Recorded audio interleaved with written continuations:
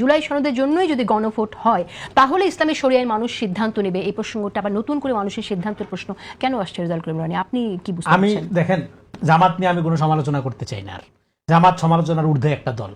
যে দল জান্নাতের টিকিট বেচতে পারে, এত বড় পবিত্র, তার সমালোচনা আপনি কোন সাহসে করবেন? তার কোনো দোষ থাকলে কোনো লোক জান্নাতের টিকিট কার সাধারণ মানুষের হাতে আসে? কোন নর্মাল লোকের হাতে আসে?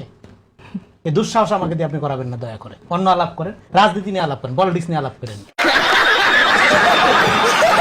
যারা আপনার শুনেন, আমি আপনাকে বলি, ফরিদের আলাপে উঠে আসছে এই যে পপুলিজমের উপর বেশ করে আগাচ্ছে। সে সকালে শরিয়া, বিকালে গণতন্ত্র, দুপুরে আরেকটা, যখন যেটা মন চায় বলতেছে।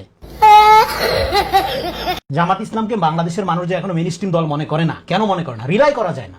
সে জুলাই সনদের আইনি ভিত্তি না হলে সাইন করবে না, এই কথা রাত পর্যন্ত, রাত 12টা পর্যন্ত মিটিং এ বলে না এনসিপির সাথে। সকালে বৃষ্টির মধ্যে সাথীদের হাজির হয় নাই সে। গণঅভ্যুত্থানের পরে নির্বাচনের সময় ইসলামী ভোট ব্যাংক বলে যে তারা আলাদা বিভাজন করলো, তারপরে নাম দিল, যেটা একটু আগে বললাম, নাম দিল ঐক্যবদ্ধ বাংলাদেশ।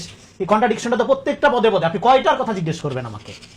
জামাতে আমিরের বক্তব্য, এই যে আজকে গোপালগঞ্জে বলছে যে ক্ষমা করে দিলাম, তার ছেলে মারা গেছে, তার বউ মারা গেছে, তার ভাগ্নি মারা গেছে, সে ক্ষমা করার কে? ক্ষমা করার এখতিয়ার কার? Forgiveness, forgive, only the unforgivable. Derrida বহু আগে বলছে। ক্ষমা করার এজেন্সি কার? কেন ওই যে এনসিপির নেতা তো বলেছেন যে তিনি সেনাপতি, গণঅভ্যুত্থানের সেনাপতি। সেনাপতি হিসাবে সেনাপতি তার কে কি হারাইছে? এই সেনাপতির গণঅভ্যুত্থানের সময় তো কোথায় ছিলেন উনি? ওনার নামে তো, আমাদের নামে তো কোনো গণঅভ্যুত্থান হয়নি বাংলাদেশে। এইবার আপনি গণঅভ্যুত্থানের নামে শেখ মুজিব যেভাবে 71 পরে ক্ষমা করে দিলাম, তো দিয়া রাজনীতি শুরু করে দিল। আপনি আজকে একই দিকে যাচ্ছেন। আমি বারবার আওয়ামী লীগকে মনে রাখি যে কোনো দলের আচরণ পাঠ করার ক্ষেত্রে। হ্যাঁ, আমরা তো আওয়ামী কাঠামো থেকে বের হইতে পারতেছি না। হাসিনা কি মনে নাই আপনার?